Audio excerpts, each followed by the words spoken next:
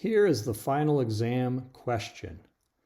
Planet Q is orbiting the Sun, and at a particular moment in time, its velocity, its distance from the Sun, and the angle phi are given below in the diagram.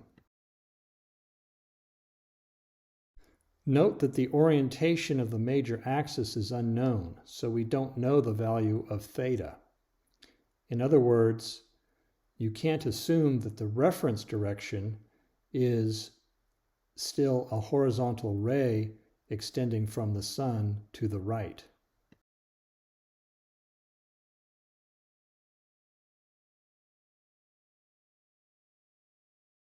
Our goal is to find the equation for the orbit as we have previously formulated it. It clearly appears that we need to find the eccentricity E. It also appears that we need to find the distance at perihelion, dp. However, as it turns out, we don't need to find dp directly. Instead, we are going to find a value for the numerator itself, that is, dp times the quantity 1 plus e. So where do we start? Well, one thing we can do from the initial conditions that were given to us is calculate the specific angular momentum.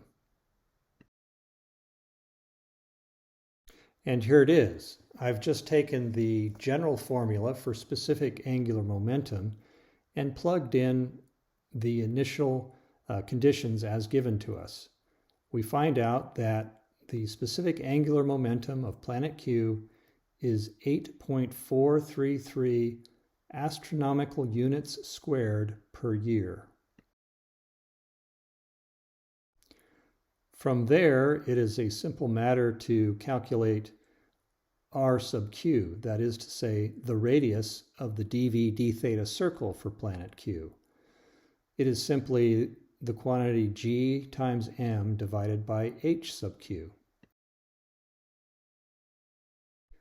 It turns out, using values for g and m in the appropriate units, g times m equals 40 astronomical units cubed divided by years squared. Plugging in the known quantities, we find that r sub q equals 4.743 astronomical units per year. If it surprises you that the units for r are in terms of units for velocity, just remember that the whole concept of the dv d theta circle is that r equals dv, the magnitude thereof, over d theta. That is the definition of r, and of course d theta is unitless.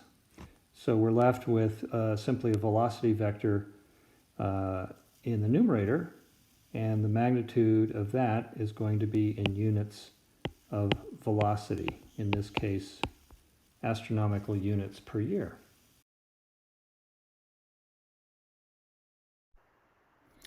So we're off to a good start, but now let's go back to our general equation for an ellipse.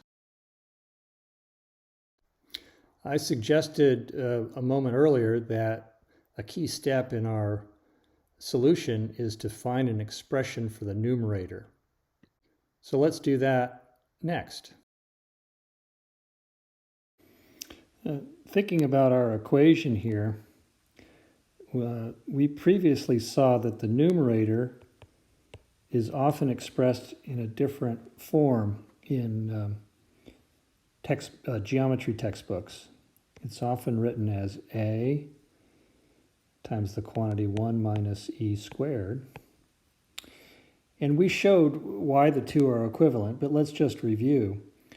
Just referring to this diagram down here, of course, here's a.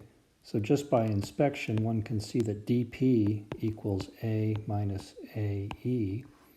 Therefore, dp times 1 plus e equals a times 1 minus e, just factoring out an a here, times 1 plus e. Well, 1 minus e times 1 plus e is 1 minus e squared. So the two are equivalent. But what's really interesting, and we'll show this in a moment, is that this quantity, the numerator up here, is equal to a line segment from one focus of an ellipse perpendicular to the major axis to a point on the ellipse. And this line segment is known as the semi-lattice rectum, and its length is often designated with an L. And we'll come back to that in just a little bit. Just to summarize our plan then, we want to show that the semi-lattice rectum is equal to a times the quantity 1 minus e squared. And then we want to go on and find the length of the semi-lattice rectum for planet Q's elliptical orbit.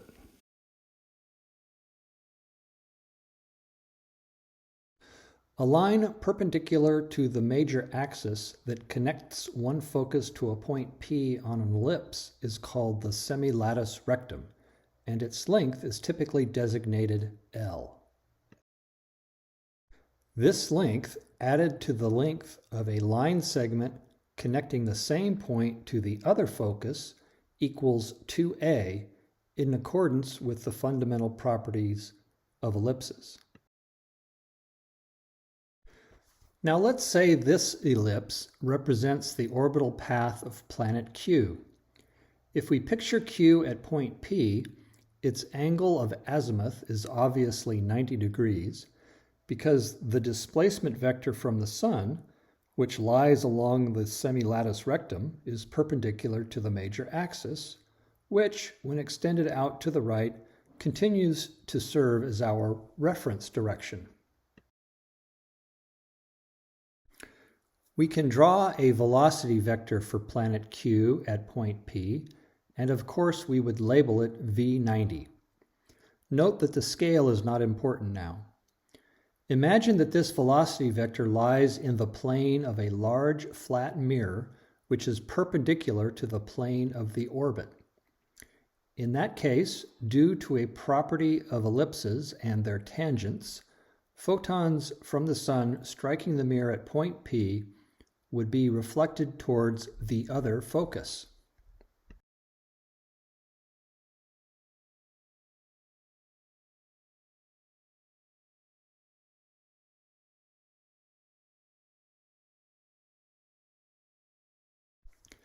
Let's zoom in on the region of the ellipse around point P and see what's going on. For any light ray reflecting off of a flat mirror, the angle of incidence, beta 1, equals the angle of reflection, beta 2. In other words, the property of ellipses and their tangents that would account for this physical phenomenon is precisely the fact that beta 1 always equals beta 2, no matter where on the ellipse the tangent is drawn. Zooming back out for a moment, we see that if we extend the displacement vector beyond point P, we can visualize the angle phi. Let's zoom back in on this region. As you recall, we have identified the angle between the displacement vector and the velocity vector as phi. Notice that beta 1 equals phi because they are opposite angles of intersecting lines. Therefore, beta 2 must also equal phi. That means that the angle between our two line segments connecting P to the foci equals 180 degrees minus 2 phi. If we think now in terms of the triangle having as its vertices point P and the two foci, we realize that we know all three internal angles. There is a right angle at the vertex where the sun is, and it is easy to show that the third angle of this triangle is 2 phi minus 90 degrees, since the sum of all three angles must add up to 180 degrees. We already know the lengths of all three sides because the distance between two foci is 2c.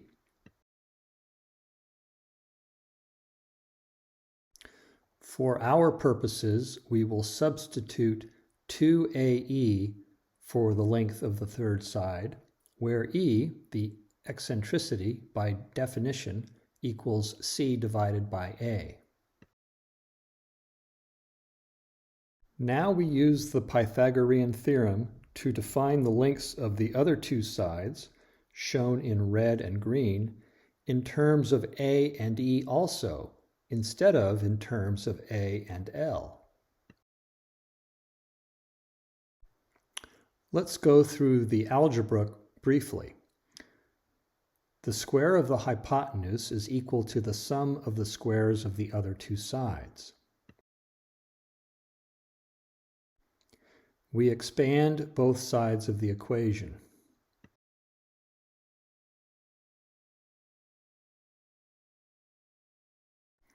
Then we subtract L squared from both sides and rearrange. We divide both sides by 4a.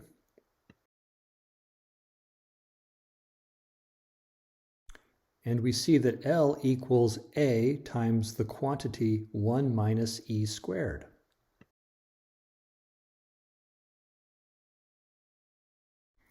It is then easy to show that the length of the hypotenuse is A times the quantity 1 plus E squared. From the diagram now, we can see that the sine of 2 phi minus 90 degrees equals the quantity 1 minus E squared over the quantity 1 plus E squared. Is it possible that from this point we could find an expression for the sine of phi? Yes, it is possible, and the following manipulations all rely on well-established trigonometric identities.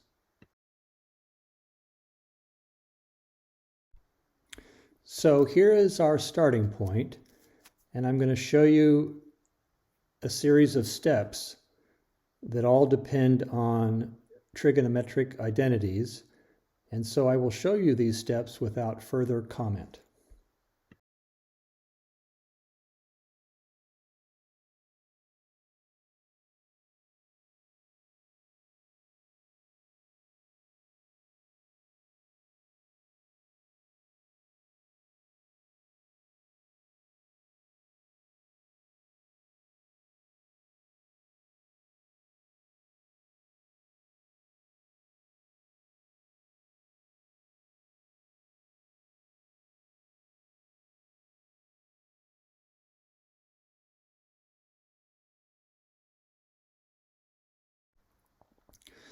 So now we know that 2 times sine squared of phi equals 1 plus the quantity 1 minus E squared divided by the quantity 1 plus E squared. The next two steps are self-explanatory.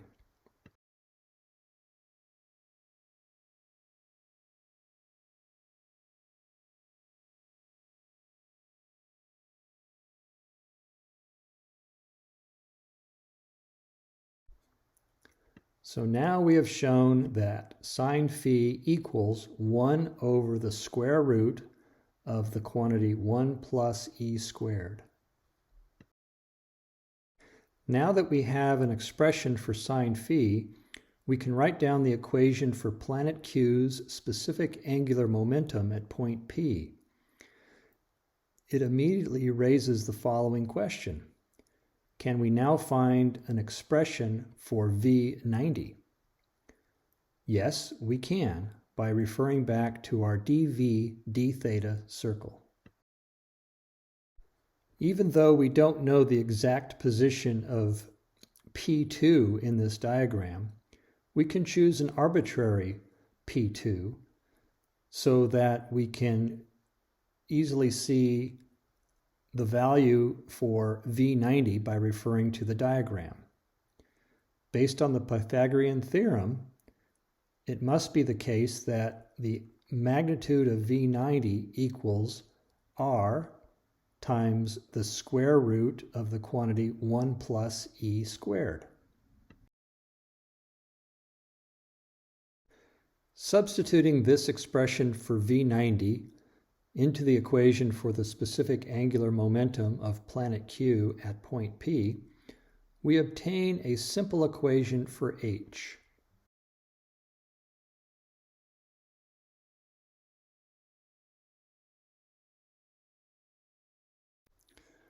Therefore, we now know that for planet Q, R sub Q times L sub Q equals H sub Q, or rearranging, we can say that L sub Q equals H sub Q divided by R sub Q, and we know the numerator now of our equation for planet Q's orbit.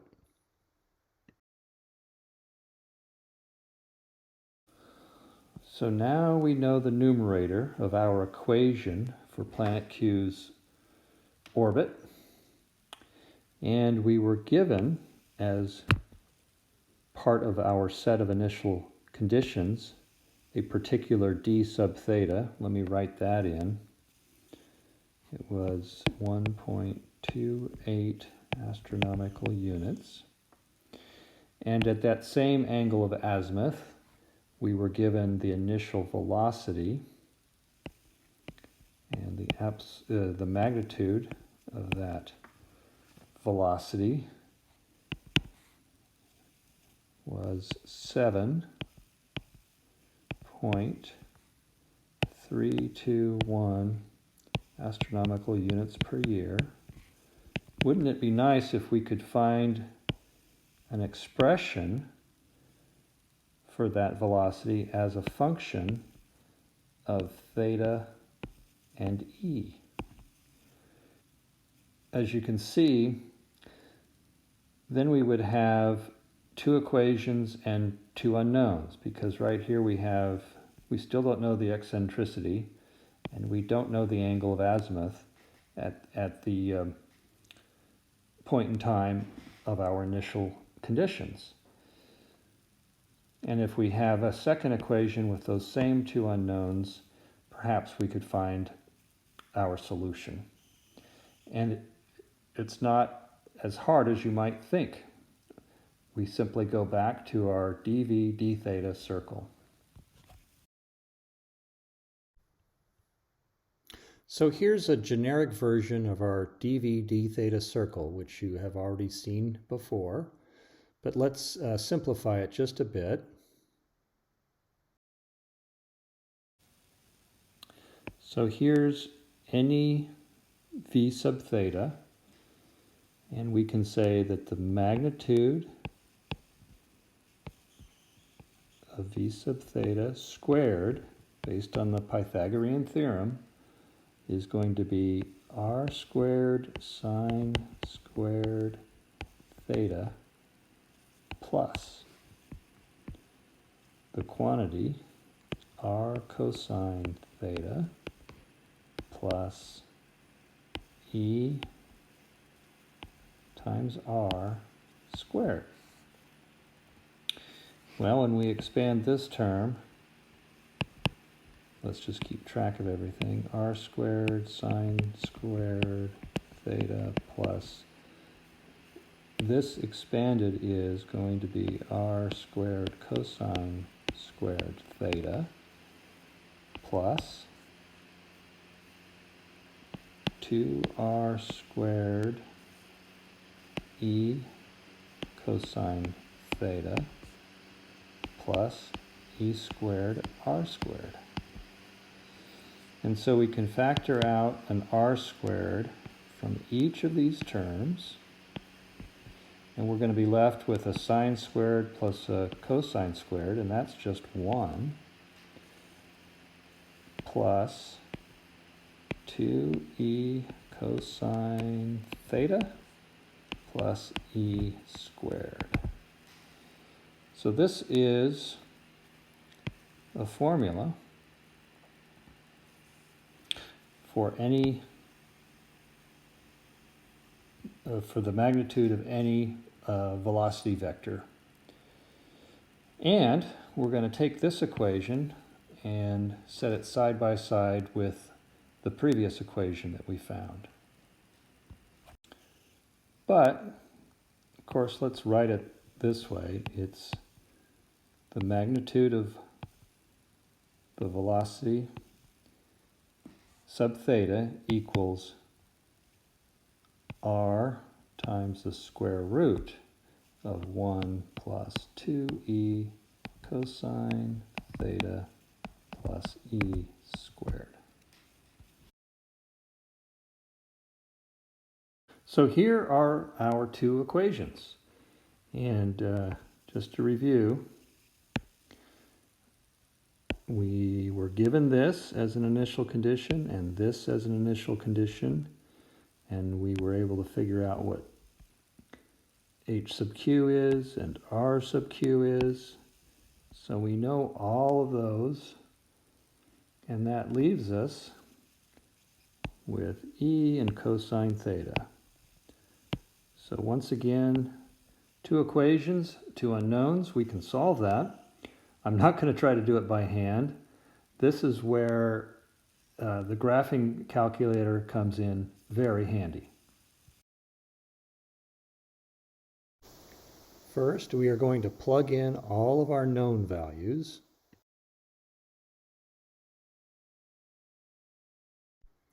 Next, I'm going to take this first equation and graph it on a graphing calculator, showing you e as a function of theta.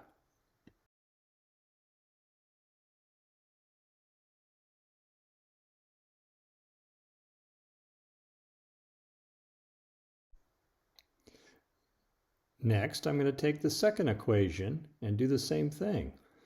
And you'll see e as a function of theta once again using the graphing calculator.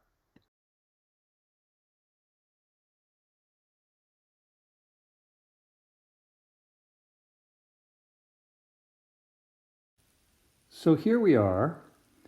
Again, e is on the y-axis and theta is on the x-axis. And notice that we don't care about negative values of e. Those are not going to be solutions to our real-world problem. And we see two intersections. There's one here and here. And we can see that the value for e is 0.778. You will immediately notice as well that there's some ambiguity with regard to the value for theta.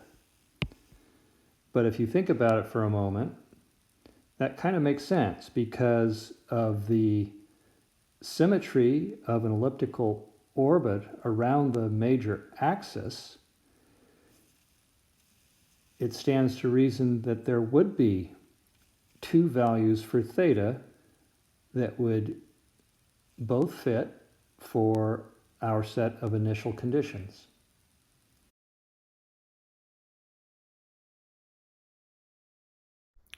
In any case, in order to come up with a general equation for the elliptical orbit of planet Q, all we really needed to find out was the value for E, the eccentricity.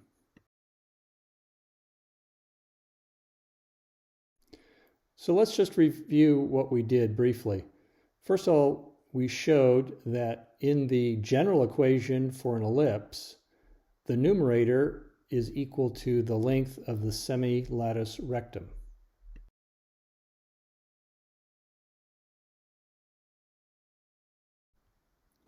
Then we were able to show that L equals h sub q divided by r sub q, and these quantities were already known to us because we were able to compute them based on the conservation of angular momentum and the concept of a dv d theta circle.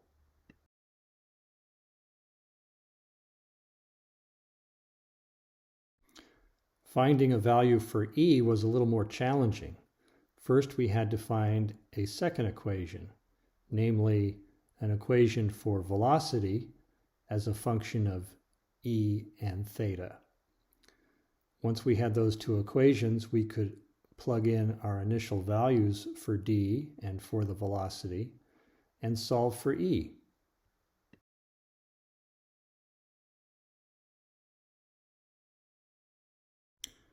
So that now, when we plug in our known values for E, h sub q, and r sub q, we wind up with this general equation for the elliptical orbit of planet Q. Notice that when theta equals 0, d equals 1 astronomical unit.